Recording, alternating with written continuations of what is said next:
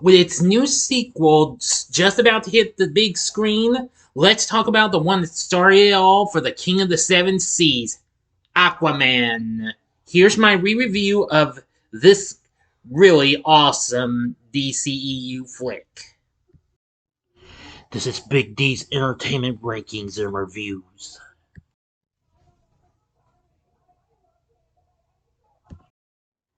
So greetings, my fellow YouTubers, and welcome to Big D's Entertainment Rankings and Reviews. My name is Noel, better known to as the Big D, and this time around I bring to you a re-review of the 2018 superhero flick Aquaman, released by Warner Bros.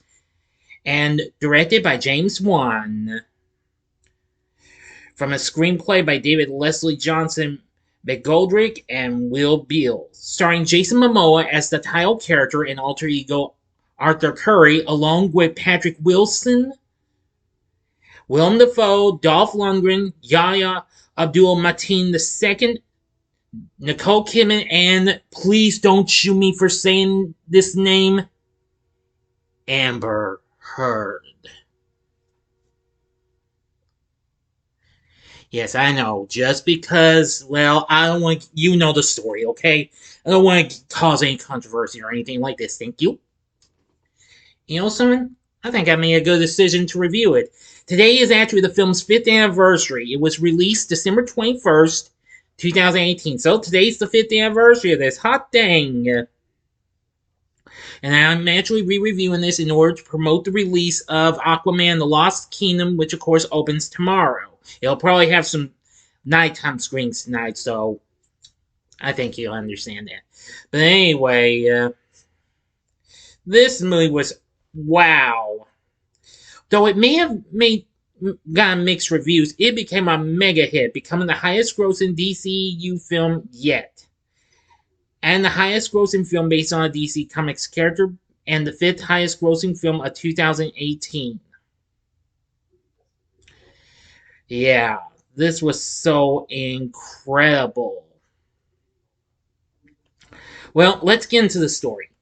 In 1985 Maine, lighthouse keeper Thomas Curry rescues Atlanta, queen of the underwater kingdom of Atlantis, during a storm. They fall in love and have a son named Arthur, who has the power to communicate with sea creatures. When Atlantean soldiers sent by King Orvax, the ruler of Atlantis, to arrive for Atlanta, who fled her arranged marriage, she is forced to leave her family to protect them from her people. She promises to return when it's safe and goes back to Atlantis, entrusting her advisor, Nuidus Vulko, to train Arthur. Becoming a skilled warrior, Arthur rejects Atlantis upon learning that Atlanta was executed by Orvax for loving a human and having a half-breed son. In the present, Arthur has become known as the meta-human dubbed as the Aquaman by public. 1 year after Steppenwolf's defeat in Justice League, Arthur confronts pirates hijacking a Russian Akula-class submarine. Their leader, Jesse Kane, is killed, leading his son David to vow revenge against Arthur after he refused his request to help save Jesse in retaliation for murdering innocent people. David escapes on a TR-3B, which is later hinted to have been stolen from the U.S. Navy weeks prior. King Orm Marius, Orvax's son, now Atlantis' new ruler, and Arthur's younger half-brother, convinces King Nereus of Zabel to help unite Atlantis and destroy the surface world for polluting the oceans. If Orm unites all 4 kingdoms, he will receive the title of Ocean Master, commander of the most powerful force on Earth. They are ambushed by a Typhoon-class submarine, causing Orm to feel obligated to send a tsunami. Nereus' daughter Mira, betrothed to Orm, refuses to aid them and requests Arthur's help. And Arthur accompanies her to Atlantis after Orm's tsunami nearly kills his father. Vulko urges him to find the Trident of Atlan, a powerful artifact of Atlantis' first ruler, to reclaim his rightful place as king. They are ambushed by Orm's men and Arthur is captured. Orm blames him for Atlanta's death and nearly kills him in a duel before Mira rescues him. Arthur and Mira journey to the fallen kingdom of the deserters hidden under the Sahara where the trident was forged, and unlock a holographic message that leads them to Sicily, Italy, where they retrieve the trident's coordinates. Orm gives David an Atlantean battlesuit to kill Arthur, imprisons Volko, and coerces the kingdom of the fishermen to pledge their allegiance to him by killing their king. It is revealed that Orm hired David and his father to hijack the Russian submarine to win Nereus's support. And armored David rechristens himself Black Manta and battles Arthur, but Arthur defeats him. Arthur and Mira fend off amphibious monsters of the trench, and a wormhole transports them to an uncharted sea at the center of the earth. They are reunited with Atlanta, who was sacrificed to the trench for Arthur's illegitimate birth 20 years ago. She had survived, however, and escaped the uncharted sea, unable to find her way back. Now for the ending. As always, you know the procedure. You have 5 seconds to stop this video. Excuse me. Can't have myself. Go to the description box below and fast forward to the time below. If you've seen the movie already, please continue.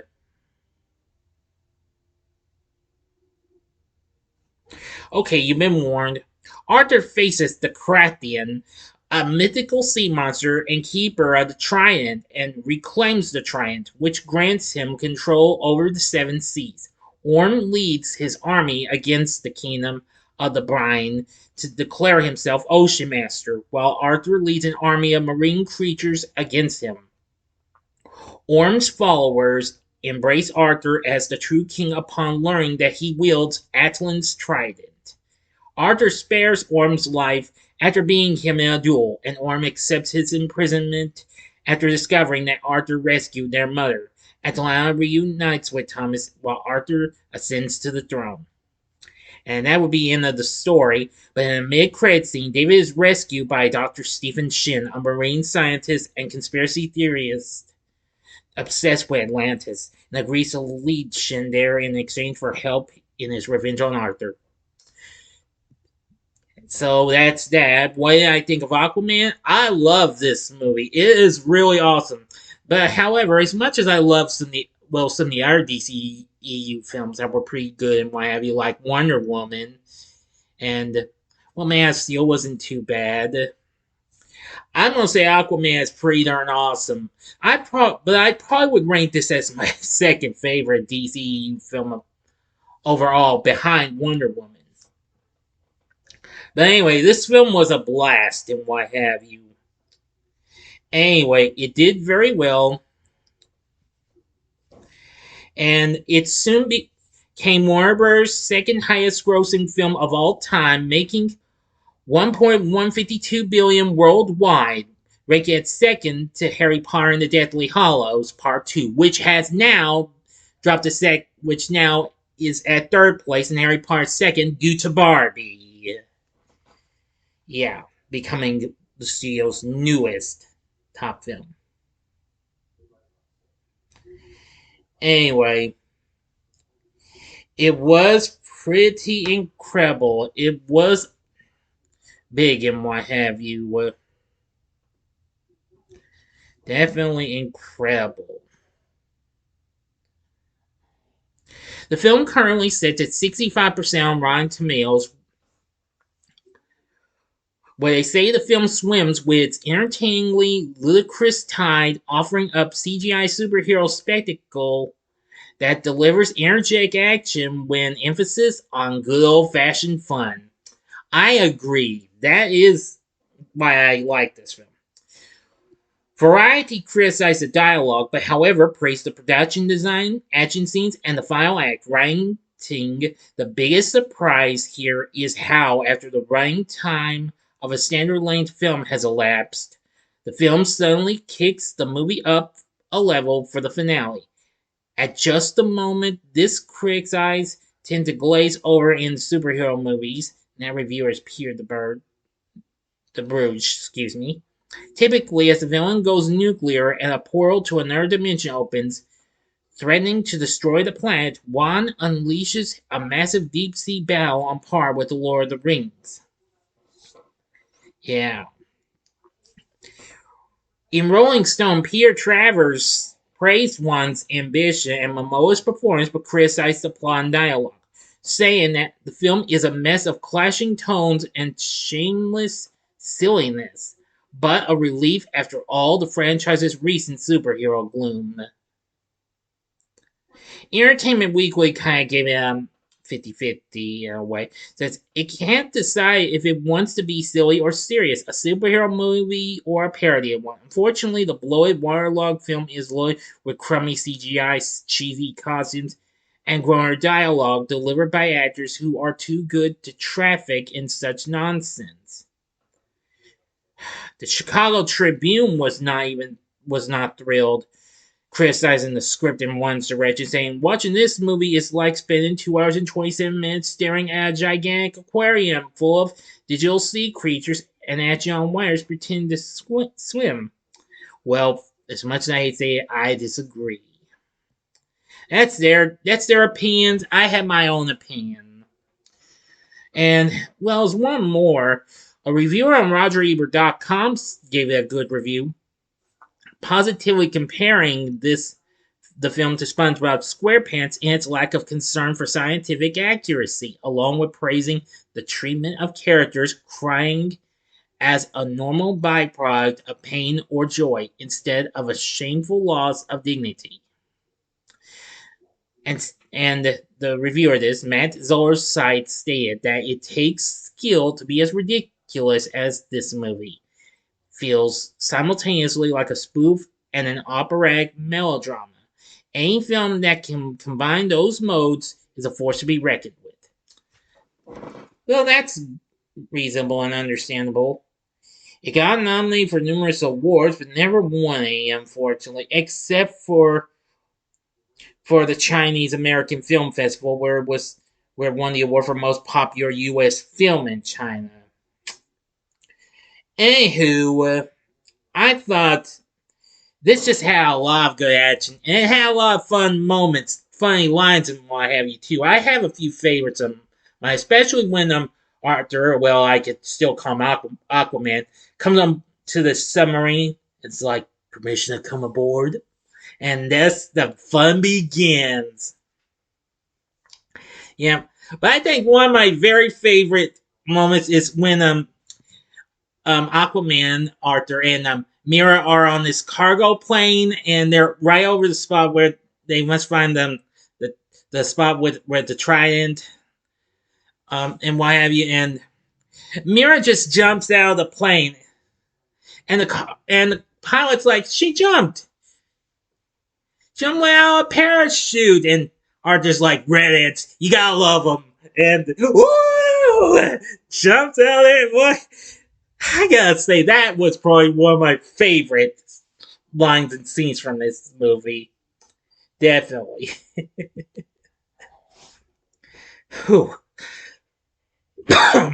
Excuse me, everyone. Now, as for the score, which was done by Rupert Gregson Williams, I thought it was pretty good. I think James Wan did an exceptionally good job on this, even though I didn't watch much of his work. I mean, not even the Conjuring films. Well, not yet anyway, but I would. Given the fact that Patrick Wilson was recently in that franchise, as a matter of fact. Well, the Conjuring movies, not the much of the spin-offs, except for one of them. Anyway, now for our cast, I gotta give credit, a big thumb up to Jason Momoa as Arthur Curry, aka Aquaman. He's really funny in some parts. I especially liked it when he's at the bar with his dad, and, well, these guys want to get a picture of him with these guys. The way they told things, it was just so wow. Yeah, definitely. I gotta give him credit for that. That was probably another one of my favorite moments from the film. Now, again, please do not shoot me or hate me for bringing this up. I know she's had her issues well, just long after this. But Amber Heard, I liked her as Mira. Don't hate me for saying that, okay? But I think this was probably one of her good performances. Well, long before that, you know what, with Johnny Depp, okay? I don't want to get on that, but I don't want to get on that subject. Thank you very much. So don't bother trying to bring it up. No. If you try it, I might have to have your comment removed immediately. Oh, but don't worry, I'm sure you won't bring it up. I only threw it in there just in case. Now, let me see. Now, Willem Dafoe, who, of course, we saw him as Green Goblin in Sam Raimi's Spider-Man. Of course, he's been in other films. He plays Vulko. I must say, he's really good. Patrick Wilson plays King Orm. Of course, I've mentioned already, Wilson had recently played Ed Warren in the two Conjuring films. And of course, the following year after this, he would appear in Annabelle Comes Home.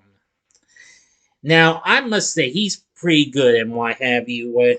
He had recently voiced the President in Batman v Superman: Dawn of Justice a couple of years prior. I didn't know that was him. Dolph Lundgren plays King Nereus, and I'm going to say he was very good and what have you. Yahya Abdul-Mateen II played David Kane, aka the Black Manta. He's good, but once we see him in that armor, wow, incredible. Believe me, I can't wait to see more of him in the sequel. And let's see. Temuria Morrison, I'm sorry if I mispronounced this name, plays Tom Curry, and Nicole Kidman plays Atlanta. I'm giving, now, for the character of Atlanta, I'm going to say Nicole Kidman definitely was good and what have you. I was very, very impressed and what have you. There are some other people who are involved in this. Lee Wanell, who of course, longtime film collaborator with Wan.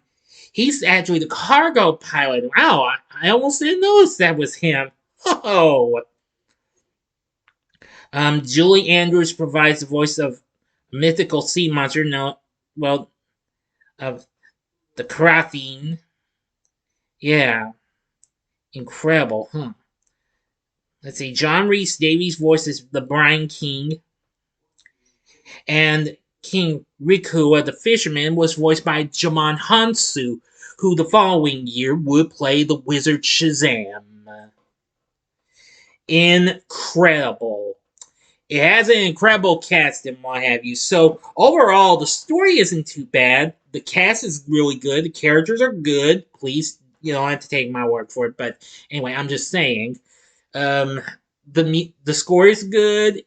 It has some very fun moments and what have you. Even some dialogue that I thought was pretty good too. So overall, Aquaman is pretty good and what have you. But would I recommend it? I would say it's a draw between hell yeah and sure go ahead. So anyway, I think this is just an incredible film. But I'm afraid I'm seeing from the looks of it, its sequel is getting disliked crazy. Pitiful. So, anyway, we'll hope for the best. But anyway, what did you think of Aquaman? Let me know in the comment section below. If you like this video, click the like button, subscribe, and be a part of the Big D Nation. And we'll have another video coming up soon. Now, I will see the Aquaman sequel, but unfortunately, it's going to be in a couple of days. Because, well, someone, well, confirmed, decided we go with Migration, the new Illumination animation studio film first. Consider it on an early time at, well, the theater we go to. So, apologies to all of you.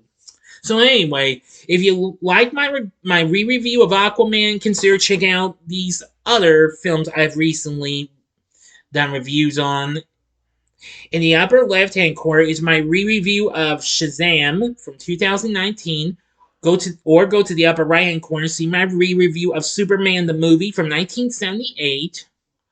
Or check out my re-review of its sequel, which could definitely use more views than I'm measly for. That's just as much as my original review that got. Come on, it can do better than that. So check out my re-review of Superman 2. And the bottom right-hand corner is the button you can click to subscribe. If you like rankings and reviews on movies, TV, music, video games, etc., then I'm your guy. Thank you for watching. Until next time, I'm the Big D saying, see ya.